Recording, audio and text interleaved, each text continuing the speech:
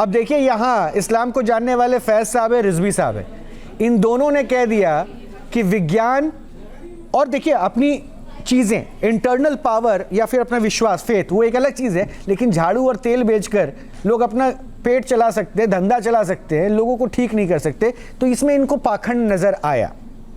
जवाब दे दी जल्दी से। मैं ये अर्ज कर रहा था कि ना तो मैं तेल की शीशी बेचने वालों की हिमायत में हूँ, ना झाड़ू बेचने वालों की हिमायत में हूँ। मेरा तो कहने का मकसद ये था कि मैं तो सिर्फ एक करामत बयान कर रहा था कि ये इस तरह से ये करामतें हैं जिसको आप चमत्कार कह रहे थे। अब इसके जरिए अगर कोई अपना धंधा चला रहा है या अवैध वसूली कर रहा है तो वो गलत है, और मेरे नज़दीक नहीं, सबके नज़दीक गलत है। ये चीज़ नहीं है। यहाँ पर अल्लाह अज़्ज़ा वजल की बारगाह में किसी को शरीक ठहराने का मसला नहीं है। फैज साहब ने एक बात और भी कही, वो शायद आपने ध्यान नहीं दिया, मैं आपको रिकॉल कर देता हूँ। फैज साहब ने एक बात ये भी कही जो आपने मुझे मना कर दिया था। आपने कहा कि नहीं ऐसा इस्लाम में नहीं है कहीं कुछ, कि आप जो है मजार पे जाकर दुआ नहीं मांग सकते हैं। फैज साहब ने उसको अलग कहा। फैज साहब ने कहा बिल्कुल नहीं मांग सकते हैं, मजार पे जाके दुआ बिल्कुल नहीं मांग सकते, और दुआ मांगनी है तो उनके लिए मांगिए जिनकी मजार पे आप गए। देखिए मैं उसी पर आ रहा हूँ।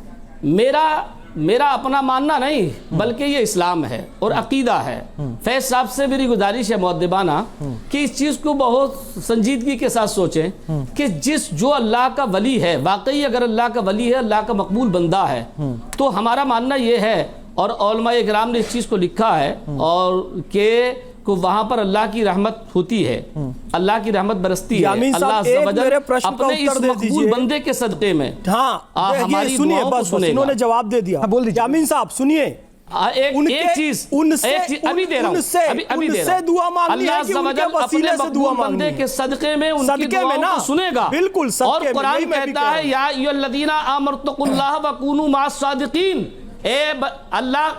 अल्लाह से डरो और सच्चों के साथ हो जाओ, जो सच्चा है उसके साथ हो जाओ। बस लेकिन ना हम मज़ार शरीफ पर सजदा करने के अमल में है, उसके हक में यामीन साहब आपने सही तर्जुमा नहीं किया है। पर मज़ार शरीफ की इबादत करने का यामीन साहब आपने सही तर्जुमा नहीं किया आयत का।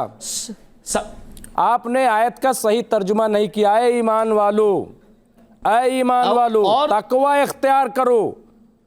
ऐ ईमान वालो, या अय्युहल्लज़ीना आमनुत्तक़ुल्लाह व कूनू माअस सादिक़ीन, ऐ ईमान वालो, तकवा इख्तियार करो, तकवा इख्तियार अल्लाह से डरो। और ठीक है सर, मैं आपको थोड़ा सा देखिए, मैं उस पे एक मिनट, यामीन साहब, रिजवी साहब, फैज साहब, एक मिनट, फैज साहब मेरी बात पूरी हो जाने दीजिए। नहीं तो आप पूरी कहाँ कर रहे हैं सर, आप उसको खींच रहे हैं। एक लाइन में जवाब दीजिए ना, फिर मैं अभी राज मिश्रा साहब को भी शामिल करूंगा ना, राज मिश्रा साहब को भी शामिल करूंगा, क्योंकि अब प्रश्न ये है, आपने जो बातें कह दी, आपने देखिए, मैं आपको बुनियादी तौर पे एक बात बताऊं अभी, यामीन साहब सुनिए ना, और मेरी बात से शायद आप भी इत्तेफाक रखेंगे, फैज साहब भी इत्तेफाक रखेंगे, राशिद साहब, रिजवी साहब भी इत्तेफाक रखेंगे। जब आपके कॉन्सेप्ट में अभी भिन्नता मुझे नजर आ गई, जबकि आप तालीम हासिल किए हुए इस्लाम का, या रिजवी साहब के पास इस्लाम की जानकारी है, फैज साहब के बाद इस्लाम की जानकारी है, और इस तालीम के होने के बावजूद भी कॉन्सेप्ट डिफर हो गया कि इबादत कैसे करनी है, कहाँ करनी है, किसकी करनी है। तो सोचिए वो जो हिंदू या दूसरे धर्म के लोग जा रहे हैं उनके पास क्या कॉन्सेप्ट होगा, और शायद वो गुमराही हो गए ना। फिर तो ये हुआ कि दरगाह में जिसके पास वो इबादत कर रहे हैं, अकॉर्डिंग टू फैज साहब, वो उसको परेशान कर रहे हैं।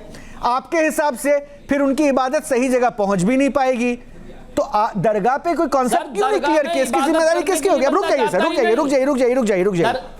आप मेरा पॉइंट समझ चुके हैं। मैं राज मिश्रा आपसे शामिल, देखिए मैं इतना जानता हूं अपने धर्म को कि महादेव, एक सेकंड सर, यामीन साहब, महादेव के जिस स्वरूप को देखा तो किसी ने नहीं है, लेकिन जिस स्वरूप का वर्णन है उसमें सबसे जहरीला सांप, राइट, उनके गले में, राइट, ठीक है। इसलिए मैं मानता हूं कि भाई उस मजार पे अगर बिच्छू है नहीं काटता, ओके फाइन, ये तो बहुत सिंपल। और सनातन तो वो है कि हर पशु में, हर छोटी चीज में अपने आप को जुड़ाव देखा है। लेकिन ये मिसकॉन्सेप्शन कहां से आ गया जहां पर आपको लगता है कि आपकी बिलीव पर कुछ ऐसी चीजें भारी हो जा रही हैं जिसकी जरूरत नहीं है। मैंने कहा ना, शक्ति से जो भी है, जिस धर्म के भी हो, आप अगर नमन कर रहे हैं, जिस भी बिलीव के साथ पूज रहे हैं, ठीक है, you will get it, but शीशी में 100 रुपए की तेल से अगर मस्सा खत्म हो जाए, यही तो बात झाड़ू से मस्सा खत्म हो जाए, रोहित जी बड़ी विडंबना है। बहुत सारे मदारी के पास सर्प होते हैं, आप सभी लोगों ने देखा होगा। सर्प की खुद की जो इच्छा वो किसी को डसने की नहीं होती है, ठीक है।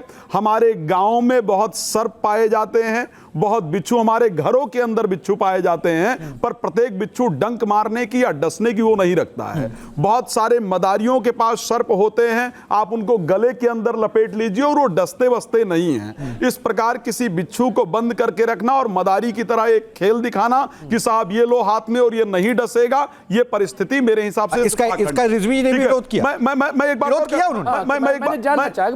मैं रोहित जी एक बात और कह रहा हूं। ये एक बात दादा सुनिए, अब मेरी बात सुन लीजिएगा मौलवी साहब। इस्लाम की शुरुआत कहां से मानी जाती है? इस्लाम की शुरुआत अल्लाह के प्यारे नबी सल्लल्लाहु अलैहि वसल्लम मैं किस कंट्री से, मैं वहां से, मैं उसमें नहीं जा रहा, मैं वो नहीं पूछ रहा हूं। मैं पूछ रहा हूं, मेरी बात सुन लीजिए, मैं किस कंट्री से मानी जाती है अगर आज के समय मानूं तो? सऊदी अरबिया है, जहां से अल्लाह के नबी सल्लल्लाहु अलैहि वसल्लम बस यही आपसे निकलवाना चाहता था। आपको पता है सऊदी अरेबिया में मजार कॉन्सेप्ट नहीं है, जहां से एक्चुअल में इस्लाम धर्म की शुरुआत हुई थी। आपको पता है मौलवी साहब, सऊदी अरेबिया में इस प्रकार के तंत्र मंत्र और जादू टोने पर, भूत पिशाच पर बैन है, ठीक है, बैन है। सऊदी अरेबिया में इस प्रकार से तेल और पानी और झाड़ू से बीमारी दूर करना, उसके साथ अपने बिजनेस को चलाने पर बैन है। ये नहीं है, ये भी जानकारी लेनी चाहिए। मुझे जानकारी है, इसलिए आपको बता रहा हूं मैं जानकारी। और अगर आपकी जानकारी ना हो तो बैठे बैठे गूगल कर लीजिए, बैठे बैठे गूगल कर लीजिए। पहली बात तो मैं आपको बताऊं, सवाल आप मुझसे कर रहे हैं, जवाब मैं दे रहा हूं। हाँ बताइए। अरे सवाल आप मुझसे कर रहे हैं, जवाब मैं दे रहा हूं, अब जवाब भी सुनिए। हाँ, इसी का यहीं पर जवाब भी सुन लीजिए। हाँ।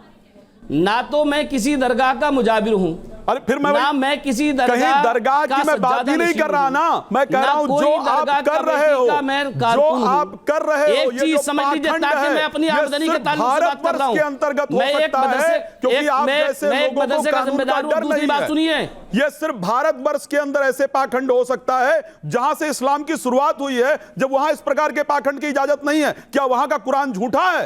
यहां का जो आपका इस्लाम सच्चा है, और वहां जो इस्लाम को मानने वाले, जो आपको मानते ही नहीं एक्चुअल मुसलमान, क्या उनका कुरान जो इंडिया में है, इंडिया में है, पूरी दुनिया में डिस्ट्रैक्ट हो रहे हैं, हम थोड़ा इख्तिलाफ करेंगे। एक मिनट मैं आपको बता रहा हूं, क्योंकि मैं देखिए मैंने क्या कहा, मेरे शो में धर्म की सिवा यहाँ धर्म की सिवा की बात नहीं है। आप अपनी बात रखिए, एक सेकंड रिजवी साहब, आपको मैं 30 सेकंड दूंगा। वहाँ ये नहीं है, बता इस प्रकार के वो तो अरे वो नाच करवाने लगे, उनकी बात क्या कर रहे हो? क्या मान लूं मैं? नाच करवाने लगे, अरे वो इस्लाम मानने वाले है ही नहीं, इस्लाम मानने वाले नहीं है, नहीं है, वो वंशज थोड़ी है, वो तो काबिज कर लिया है। अरे भाई उन्होंने कब्जा कर लिया और अपने हिसाब से, अरे भाई वो देखिए वो लोग जो है आपको मानने, वो वंशज थोड़ी है। फिर क्या मान लिया जाए?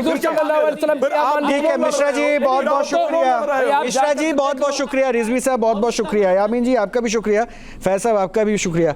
मतभेद हो सकता है, मनभेद करके अच्छा नहीं है कि हम आगे बढ़े, और मेरे शो में कम से कम मनभेद ना हो। जो प्रश्न है, प्रश्नों का उत्तर मिले, उत्तर तर्कों के साथ हो, अच्छा लगता है। और मैंने क्या कहा कि अंत में सारी बातें मैं अपने दर्शकों पे ही छोड़ता हूं, क्योंकि ये उनके आस्था, उनके विश्वास की बात है। और जहां पे जिस दरगाह की बात अभी हमने की, वहां ऐसा थोड़ी ना कि इस्लाम धर्म के लोग जाते हैं, वहां शायद उससे ज्यादा संख्या हिंदुओं की रहती होगी।